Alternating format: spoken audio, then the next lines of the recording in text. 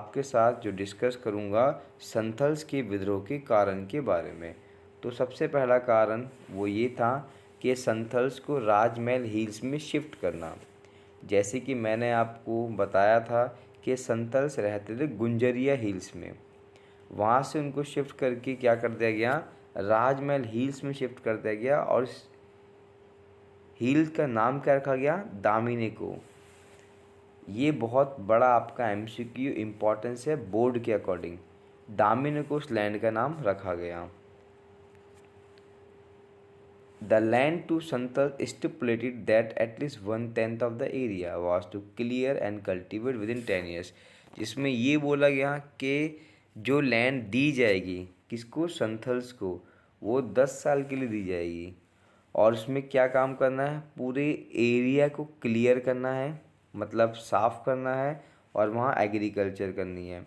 क्योंकि इस एरिया में पहले रहा करते थे पहाड़ियों के रहने के कारण बेसिकली ये ऑब्जर्वेशन किया गया कि उन्होंने जो लैंड साफ़ की थी वो बहुत लिमिटेड एरिया था जहाँ पर सिर्फ उनके द्वारा एग्रीकल्चर की जाएगी।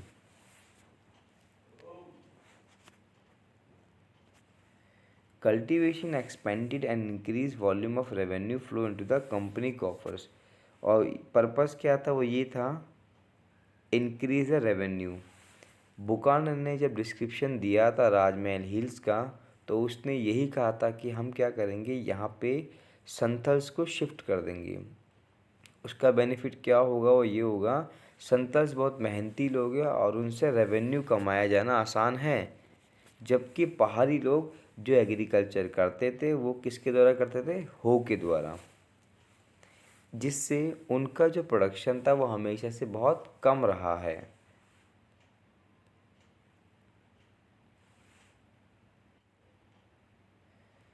नेक्स्ट पॉइंट क्या था, वो ये था कि जिस लैंड पे दामिनी को, जिस लैंड पे इनको शिफ्ट किया गया संथल्स को, उस पे सरकार के द्वारा हैवी टैक्स लगा दिए गए। और ये टैक्स किस बेस पे थे, आपके परमानेंट सेटलमेंट के बेस पे। और अब हम बात करते हैं विद्रोह के कारण के बारे में। तो उसमें सबसे बड़ा जो कारण आया था वो था मनी लेंडर्स का। ये बेसिकली एजेंट थे ईस्ट इंडिया कंपनी के, जिनका काम क्या था कि जो भी किसान टैक्स पे नहीं कर पाते हैं उनको हाई रेट ऑफ इंटरेस्ट में पैसा देना, और जब वो पैसा पेड नहीं कर पाएंगे तो उनकी लैंड को सीज कर देना। ये सारा का सारा काम खुद अंग्रेज़ों के द्वारा शुरू किया गया था, ताकि लैंड को भी क्या किया जाए, जब्त किया जाना शुरू किया जाए। और सबसे इम्पॉर्टेंट जो फैक्ट था वो ये था, zamindar were asserting control over the Damini area. जो दामिनी को लैंड थी ना, उस पर पूरा कंट्रोल ज़मींदार का था। और एट दी एंड क्या हुआ, 1850 में संथल्स को लगा कि अब उनको जो बेसिकली कंडीशन है वो उनके अगेंस्ट है। Now they require to the rebel against zamindar, money lenders and colonial states.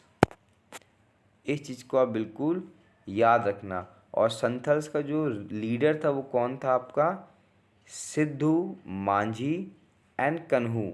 ये दो ऐसे लीडर थे जिन्होंने इंडिया में सबसे पहला जो रिवॉल्ट हुआ था अगेंस्ट ईस्ट इंडिया कंपनी का, ईस्ट इंडिया कंपनी के खिलाफ, वो आपके सिद्धू और कन्हू ने ही लीड किया था।